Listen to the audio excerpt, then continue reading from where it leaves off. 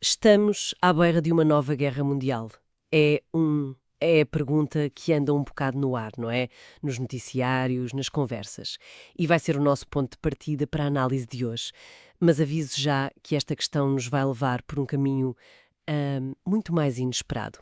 E a fonte que vamos usar é, digamos, pouco convencional. Não são relatórios de think tanks nem artigos de opinião. A nossa base é a transcrição de um diálogo entre o investigador Edson Zogli e uma inteligência artificial.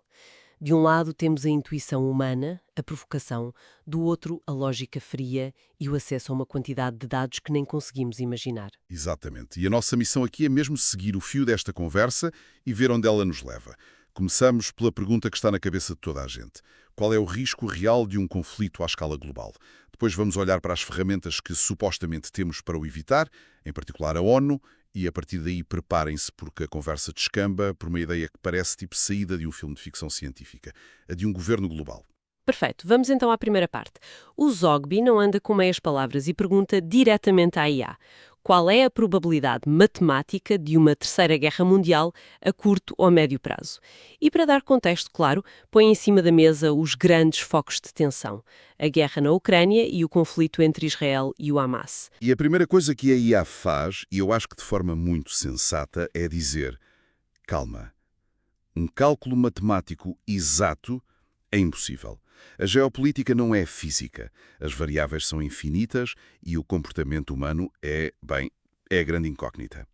Por isso, em vez de dar uma percentagem, que seria uma falsa precisão, a IA faz aquilo que faz melhor. Analisa os fatores de risco e os fatores de mitigação. Ok, vamos a essa lista.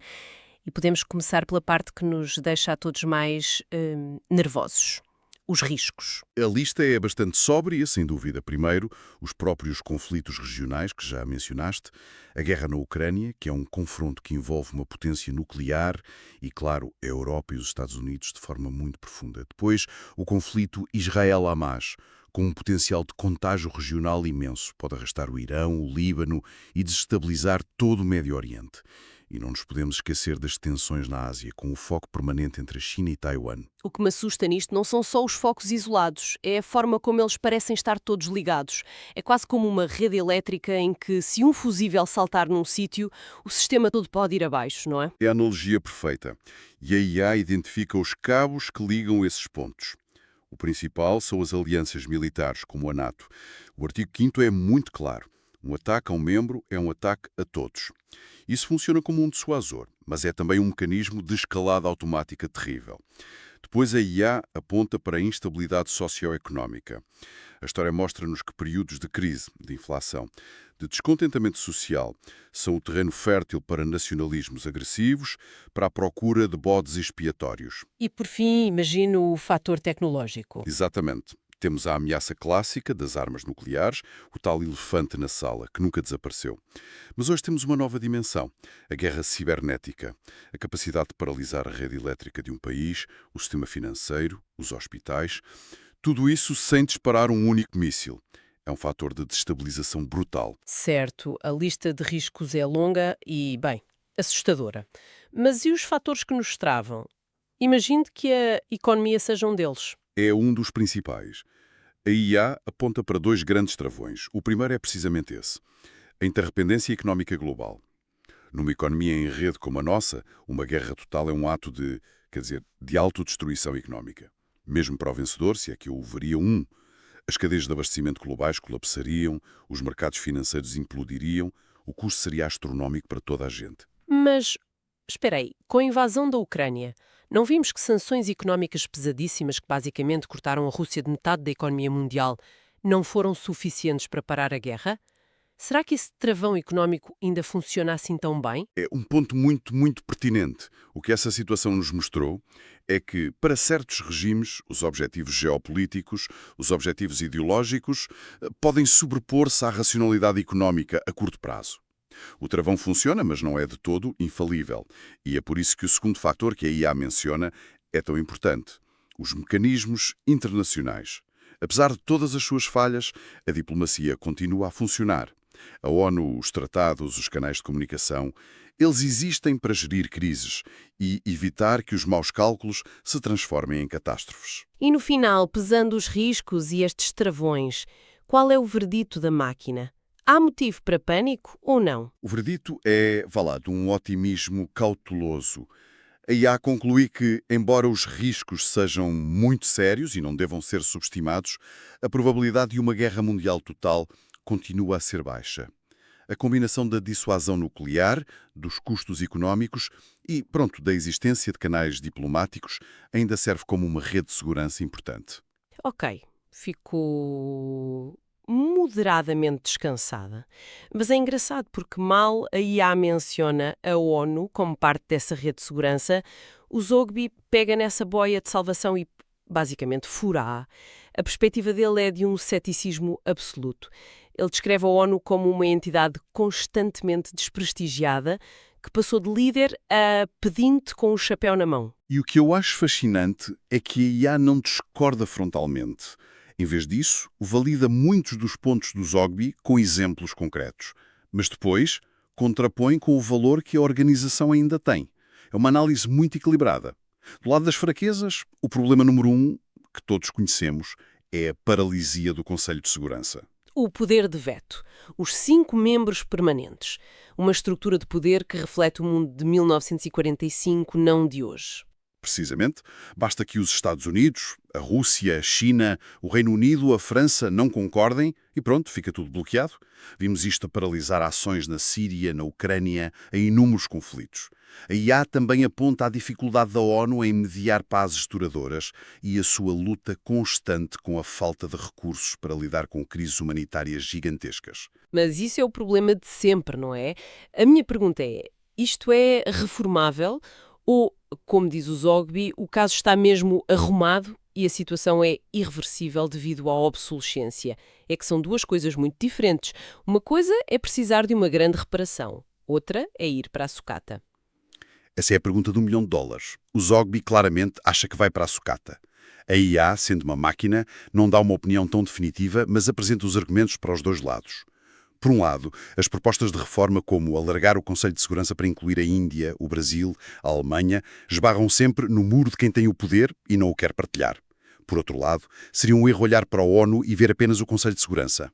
O que quer dizer com isso? Quer dizer que há todo um universo ONU que funciona todos os dias longe das câmaras. As missões de paz, que, com todos os seus problemas, estabilizam regiões inteiras.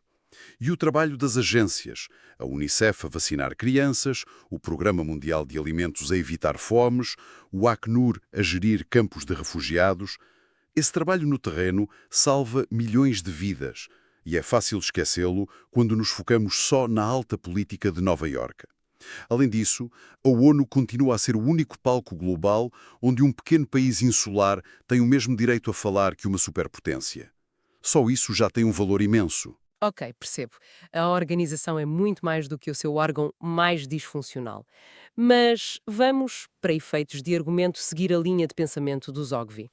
Vamos assumir que ele tem razão e que a ONU é uma causa perdida.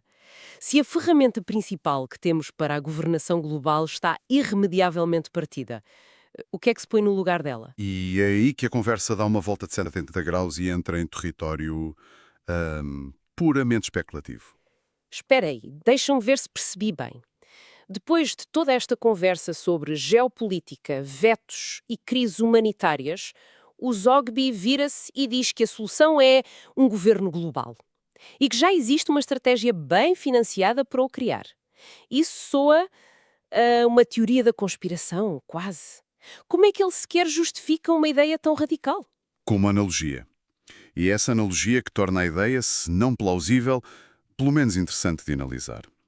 A IA reage inicialmente como seria de esperar. Levanta todas as bandeiras vermelhas. Soberania nacional, diversidade cultural, a complexidade logística.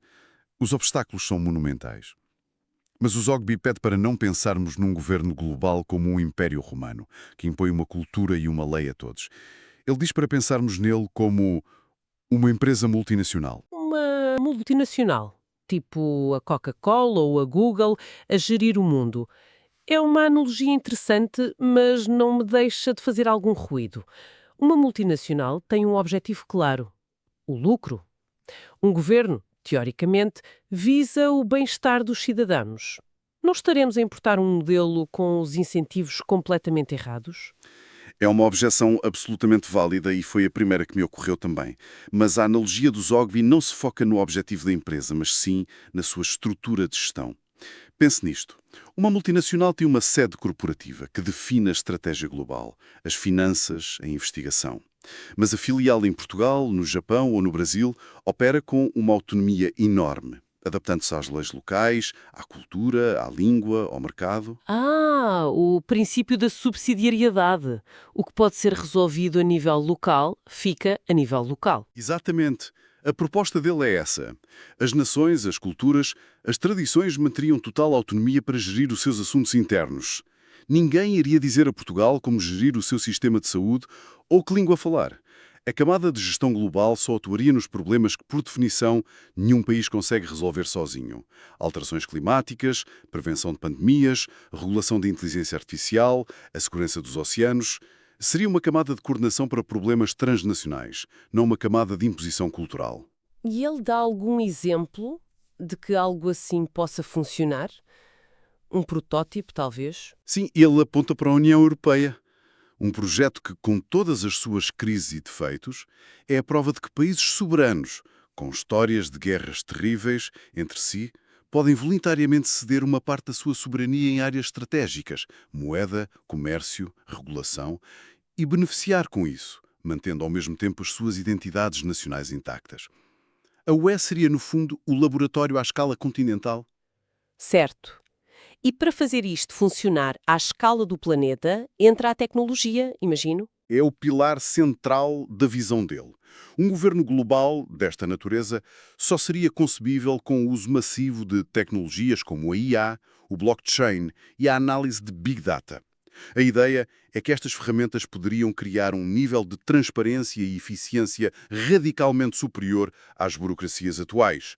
Por exemplo, usar blockchain para contratos públicos ou para a distribuição de ajuda internacional poderia tornar a corrupção muito mais difícil. Usar a IA para otimizar a rede energética global ou prever catástrofes naturais. O Zogby até argumenta que isto podia ter um benefício fiscal direto para os cidadãos. Ao centralizar certas funções e automatizá-las, podiam reduzir-se os custos com as enormes máquinas políticas nacionais. Mas usar tanta tecnologia também não cria novos riscos. O risco de criarmos uma tecnocracia global, super eficiente, mas talvez pouco democrática e muito fácil de controlar. Sem dúvida. O risco de uma ditadura benevolente gerida por algoritmos é real e é um dos grandes debates éticos do nosso tempo. E a própria IA, ao analisar a proposta de Zogby, aponta para esse e outros obstáculos gigantescos. Escalar o modelo da UE para o mundo é um desafio de outra ordem de grandeza. A diversidade política e cultural entre a Suécia e a Arábia Saudita é infinitamente maior do que entre Portugal e a Polónia. E depois há a questão da soberania. Convencer países com identidades nacionais fortíssimas, como os Estados Unidos, a China ou a Índia, a ceder poder a uma entidade global parece, bem, impossível. É o maior obstáculo político. A ideia de soberania nacional está profundamente enraizada. E, por fim, a IA menciona o fosso digital. O modelo de governação que depende tanto de tecnologia de ponta correria o risco de deixar para trás metade do mundo que não tem acesso a essa infraestrutura, aprofundando ainda mais as desigualdades que já existem. Então, que viagem! Começamos com um medo muito real e imediato, a possibilidade de uma nova guerra mundial. Isso levou-nos a questionar a eficácia da nossa principal ferramenta para a paz, a ONU, que na análise que vimos é considerada obsoleta. E essa falha abriu a porta para uma ideia radical, quase utópica. Um futuro com um governo global, estruturado não como um império, mas como uma empresa de gestão eficiente e movida à tecnologia. É um percurso intelectual notável que nos força a pensar para além das soluções óbvias e deixa-nos com uma reflexão final, uma ideia para mastigar. A conversa que analisamos contrapõe a lenta e politizada engrenagem da ONU com a promessa de eficiência de uma gestão de estilo corporativo. A questão que fica no ar é esta. Se um dia, de alguma forma, um modelo de governação global surgisse, Em que moldes seria construído? Seria uma expansão dos princípios democráticos, ainda que imperfeitos e complicados, da União Europeia, ou seria baseado no modelo de eficiência vertical, focado em resultados de uma corporação global? E a pergunta mais importante: o que ganhamos e o que arriscamos perder em cada um desses futuros?